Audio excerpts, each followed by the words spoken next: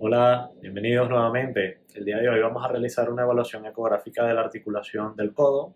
Repasaremos un poco el protocolo básico, algunos tips y recomendaciones durante el estudio y reconoceremos las principales estructuras en las que debemos descartar patología en un paciente que acuda a nuestra consulta. Espero puedan disfrutarlo.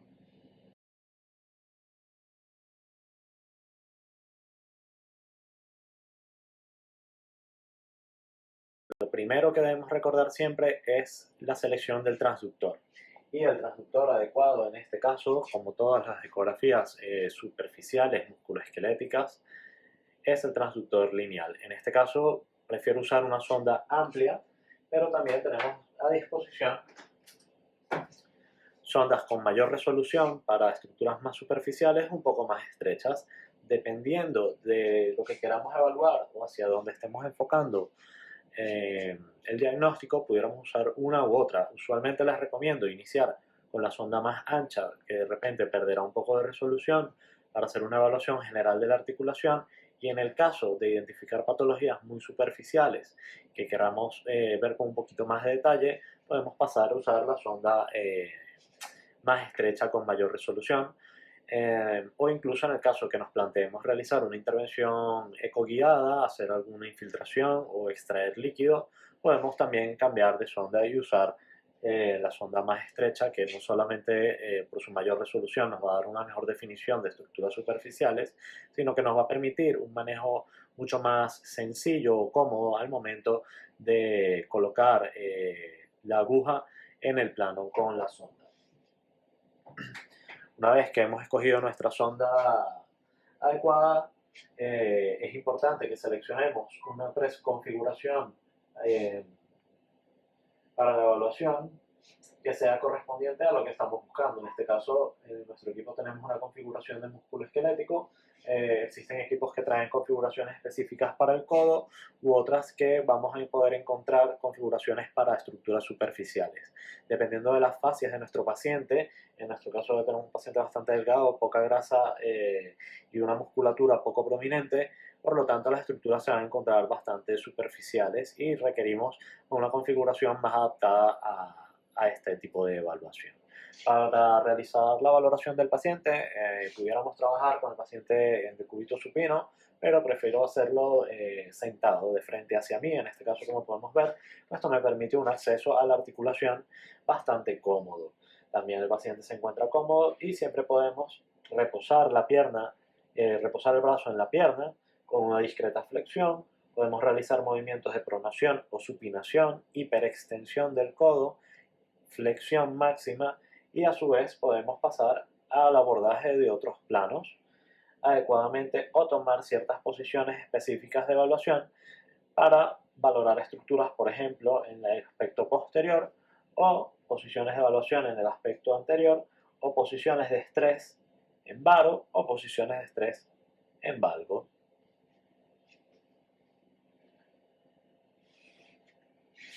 Debemos recordar que siempre el gel de ultrasonido es indispensable para la evaluación y siempre debemos tener un uso generoso del mismo. No debemos escatimar al momento de hacer una buena almohadilla de gel, sobre todo al momento de querer estudiar estructuras superficiales. Recordar siempre que la marca de la sonda se corresponda con nuestra marca en la pantalla y siempre debe ir a la derecha del paciente o hacia el aspecto cefálico cuando nos orientamos en el plano longitudinal.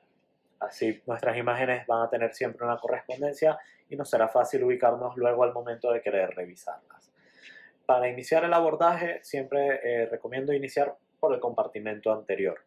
Posteriormente, dependiendo de hacia dónde enfoquemos la patología, podemos pasar a un compartimento lateral o el compartimento medial, indiferentemente de la técnica de evaluación. A mí me gusta comenzar por el lateral, posteriormente pasar al medial y por último el compartimento posterior.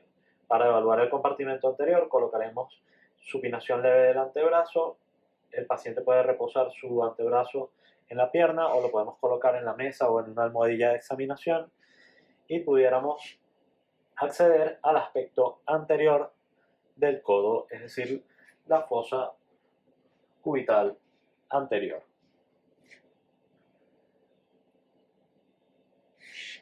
Una vez estamos aquí, me gusta identificar o iniciar la evaluación identificando el eje principal del húmero en el eje corto. Y una vez que estamos aquí, pues nos podemos dirigir más distalmente, ver cómo hay un aplanamiento del hueso y un ensanchamiento del mismo hacia su porción epifisiaria distal, y vemos cómo aparecen aquí las principales estructuras óseas y cartilaginosas. Por encima tenemos los planos musculares correspondientes al bíceps y al músculo braquial, los cuales podemos seguir en este plano transverso longitudinalmente hasta sus respectivas inserciones a nivel radial y a nivel ulnar. Volviendo a la revisión, iniciamos en el plano transverso, ubicamos el eje humeral y nos desplazamos hasta la articulación. Una vez aquí podemos observar la cortical humeral y el cartílago en el aspecto articular anterior, el cual podemos valorarlo en una posición transversa, así como también en una posición longitudinal. Podemos valorar el aspecto condilio externo y podemos evaluar el aspecto condilio interno, así como su correspondencia de cada uno de estos, en este caso con la ulna, y en el aspecto más lateral, la correspondencia radiocondilia. Es importante que una vez hayamos hecho nuestra identificación transversal de las estructuras, hagamos una rotación de 90 grados al plano longitudinal y paramedialmente desplazarnos en barridos longitudinales para poder apreciar la totalidad de la articulación, la cual sabemos que está compuesta en este caso por 3 huesos. Es importante descartar en la línea media exclusiva de la articulación y en el plano longitudinal la presencia de efusión o líquido en el receso anterior troclear. En este caso se encuentra ocupado por tejido graso, que es normal. En el caso de que encontráramos separación de este plano graso del aspecto cortical por imágenes ya sean hipo o anecoicas, nos indicaría la presencia de líquido o la presencia de una posible hipertrofia del sinovium articular, la cual también siempre podemos evaluar mediante captación o no de patrones de Doppler color que nos indiquen inflamación o hipervascularización. Desde este plano podemos desplazarnos entonces lateralmente y valorar la articulación radiocondilia. Usualmente, dependiendo de la resolución de nuestra sonda, podemos discernir las diferentes estructuras ligamentarias del complejo lateral, así como también un poco más distalmente, ya en el eje radial, podemos identificar la inserción del tendón bicipital. Para poder observar este tendón, muchas veces vamos a encontrarnos con factores importantes de anisotropía, dependiendo de las fases de nuestro paciente y así también dependiendo de las variantes anatómicas que suelen haber a nivel del bíceps braquial, el cual muchas veces comparte 2 inserciones a nivel distal o incluso se puede ocurrir la presencia de una aponeurosis bicipital que se extiende sobre los tendones sobre los músculos flexores del antebrazo, y todo esto nos va a originar dificultades al momento de evaluar. O sea, debemos saber reconocer cada una de estas variantes y cómo es su aspecto ecográfico. Pero básicamente, para poder hacer una adecuada evaluación del bíceps, vamos a solicitar al paciente que realice una supinación exagerada y una hiperextensión de la articulación para tratar de colocar en mayor tensión el bíceps. Si nos cuesta identificarlo, yo siempre recomiendo ir al brazo, buscar el cuerpo muscular, posteriormente vemos cómo se adelgaza sobre el braquial y aquí vemos cómo el tendón se empieza a hacer profundo, se vuelve completamente anecoico, incluso es difícil de diferenciar del aspecto vascular, y luego nos podemos rotar en el sentido longitudinal para poder apreciarlo mejor. Observen aquí cómo el tendón discurre con unas fibras que se notan hipoecoicas o incluso hasta casi anecoicas debido a la anisotropía, pero que con movimientos basculantes podemos discernir y observar cómo se inserta en el borde del radio. Si conseguimos, por ejemplo aquí, al rodar un poco más medial estas estructuras y no podemos diferenciarlas, podemos usar el Doppler para ver lo que son estructuras vasculares y lo que en nuestro caso actualmente se corresponde realmente al tendón del bíceps braquial.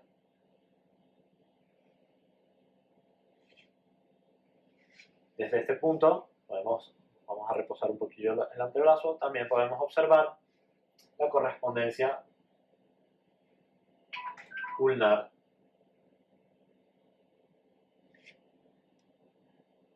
Podemos hiperextender en búsqueda de algún osteofito o aspectos degenerativos del borde ulnar que pudiesen causar pinzamientos. Una vez valorado nuestro aspecto anterior, debemos recordar también que no solo hay estructuras tendinosas y musculares, sino también estructuras vasculares. En este caso, vamos a apreciar superficialmente lo que correspondería a la vena cefálica o a la vena basílica, a las estructuras más profundas, pero es indispensable el poder reconocer una estructura muy importante y asiento de patología, el cual corresponde en este caso al nervio radial.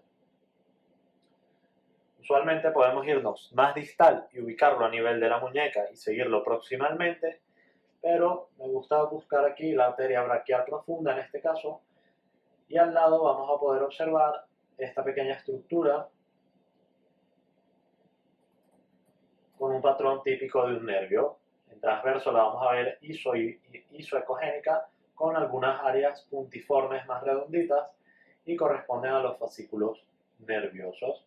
Aquí podemos ver cómo el nervio se divide justo en esta porción y pasa a través del vientre de los músculos supinadores para dar origen a la rama interósea posterior y a una rama superficial que corresponde a la rama sensorial superficial del nervio radial. Igual podemos realizar una valoración longitudinal del nervio en búsqueda de engrosamientos hipoecoicos o señales de neuropatía crónica que nos indiquen un posible atrapamiento a este nivel.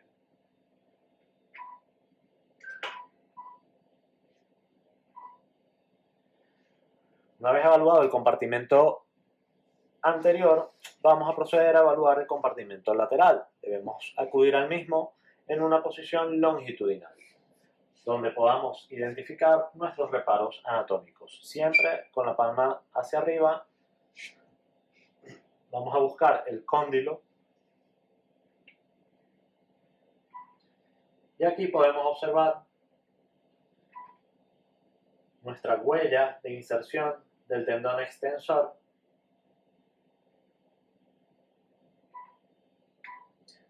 común, cuyas fibras más superficiales corresponderán a lo que es al extensor de los dedos y las fibras más profundas corresponderán al extensor radial largo del carpo, siendo las fibras más profundas hacia el lado ulnar las que corresponden al extensor corto del carpo, y a este nivel más profundo no es discernible o diferenciable en condiciones normales las fibras del complejo ligamentario lateral de las fibras tendinosas extensoras, porque tienden todas a confluir en los mismos puntos de inserción. Entonces, cuando vemos este aspecto típico homogéneo, fibrilar del tendón extensor, pues sabemos que estamos ante un tendón normal. En el caso que encontremos presencia de líquido que nos separe las fibras, pudiéramos estar ante alteraciones patológicas ya dadas por tendinopatía, roturas tendinosas o roturas ligamentarias.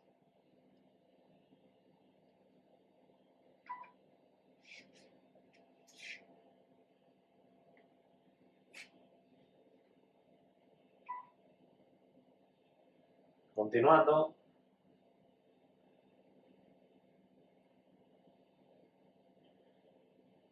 debemos siempre evaluar también la continuidad cortical en el epicóndilo en búsqueda de irregularidades que nos indiquen procesos inflamatorios crónicos o incluso la presencia de líquido en la articulación radiocapitelar que nos pudiese indicar la presencia de una lesión en los ligamentos que otorgan estabilidad a la articulación. Desde este punto también podemos tener un acceso un poco más posterior hacia los músculos extensores del antebrazo o hacia los supinadores, apreciando el paso del nervio interóseo posterior a través de la cabeza de los mismos junto con la arteria correspondiente, en búsqueda de posible patología o lesiones que estén ocasionando compresión del nervio.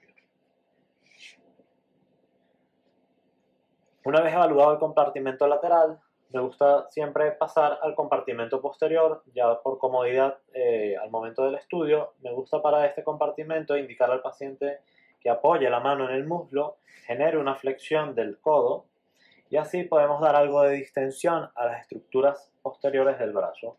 Vamos a abordar el compartimento en longitudinal. Ubicamos nuestro reparo óseo que corresponde al olecranon y siempre con la marca hacia el aspecto cefálico del paciente. Aquí podemos apreciar nuestro reparo óseo, fibras tendinosas del tríceps que se insertan en el mismo, las cuales debemos evaluar en toda su área, buscando posibles patologías asentadas en la entesis o a nivel del tendón, así como irregularidades en el olecranon que pudiesen ocasionar pinzamiento. Una vez hemos identificado el tendón en longitudinal, podemos pasar a una valoración transversal y vemos cómo se une con el músculo o cómo las fibras musculares conforman el tendón y posteriormente este se inserta en el olecranon, no observando soluciones de continuidad y no confundiendo la anisotropía de algunas fibras por lesiones. Igualmente, debemos recordar que tenemos aquí el receso articular posterior o el receso olecraneano posterior, el cual también nos va a dar indicios de presencia de líquido a nivel intraarticular. Aquí podemos mejorar nuestra ganancia inferior para ver mejor el aspecto más profundo durante la evaluación y también me gusta indicar al paciente que flexione el codo, ¿vale? Lo cual nos va a permitir tener una mejor apreciación de la articulación y poder desplazar cualquier cantidad de líquido hacia el aspecto que estamos evaluando, en este caso el receso posterior. Fíjense cómo podemos apreciar aquí discreta hipertrofia del sinovio articular. También lo podemos evaluar en transversal. Fíjense cómo el eje humeral se aplana, se ensancha hacia la epífisis y podemos apreciar aquí el panículo adiposo, brazo levemente desplazado por una discreta hipertrofia del sinovio articular.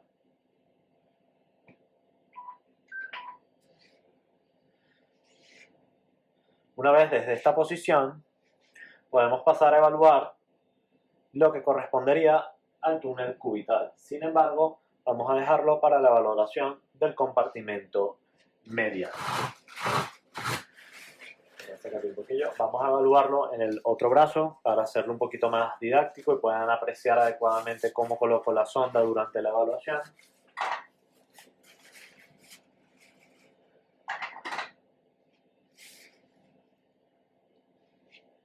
Siempre algo de extensión de la articulación y apoyando el brazo del paciente para que se encuentre reposado y podamos evaluar de una manera sencilla.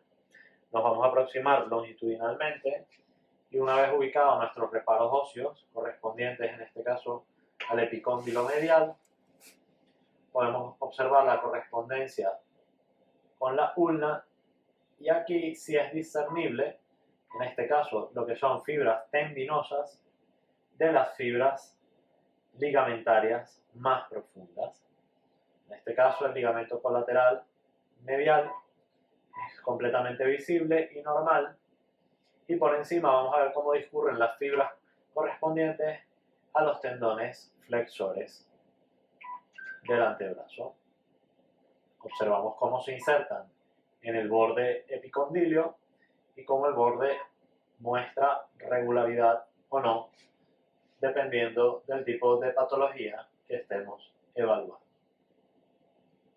Siempre podemos realizar evaluación transversa, buscando los diferentes grupos musculares del antebrazo anterior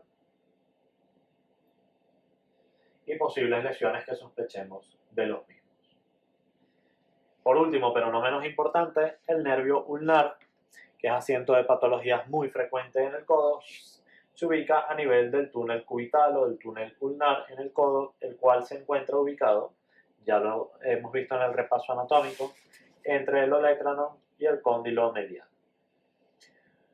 Para evaluarlo, esta posición pues, no es la más ideal. A mí me gusta iniciarlo pues, desde como estábamos en la evaluación del compartimento medial. Procedo a hacer un giro del transductor en el cual ubique los reparos anatómicos, en este caso el olecranon y el cóndilo, y entre ellos podemos ver esta estructura hipoecoica que corresponde al nervio ulnar. Entonces, ¿qué queremos hacer aquí? Pues simplemente seguir el nervio de proximal a distal, observando cómo se mantiene en un grosor adecuado, constante y homogéneo, y lo podemos valorar también en un sentido longitudinal, en búsqueda de alguna alteración de su patrón fibrilar o de algún engrosamiento que nos sugiera roce, inflamación o neuropatía crónica. Igualmente también siempre debemos valorar en los pacientes que lo sospechemos, que sospechamos de luxación del nervio ulnar, ¿vale? Y en este caso me gusta colocarme entre el cóndilo y el olecranon, pero en este caso con la sonda invertida, para poder yo realizar presión sobre el cóndilo mientras el paciente realiza la flexión del brazo. Vas a flexionar tu brazo poco a poco, continúa flexionando. Fíjense cómo mantengo presión en el cóndilo mientras el paciente flexiona el brazo. Flexiona completamente, flexiona al máximo. Fíjense cómo el nervio tiende a insinuarse sobre el cóndilo, mas no llega a escapar del mismo, incluso aunque yo libere la presión. Extiende. Podemos volver a hacer la maniobra, flexiona, flexiona, flexiona, flexiona, flexiona, flexiona completamente. Ahí está. Observen lo que ha ocurrido aquí. Y esto no fue preparado. Fíjense cómo el nervio ha abandonado la fosa cubital y se dispone, en este caso, medial al epicóndilo. Cuando hacemos esta maniobra, si hacemos la presión que les he comentado, vamos a sentir un snap o un chasquido que corresponde a la salida del nervio de la fosa cubital. En este caso, vamos a volver a realizar la maniobra. Fíjense cómo el nervio vuelve. ¿Okay? Nos colocamos aquí. Nuevamente. Olecranon y cóndilo. Olecranon, cóndilo, nervio. Y procedemos. Flexiona, flexiona, flexiona, flexiona, flexiona, flexiona. ¡Ah! Se ha salido. Ya. Otra vez.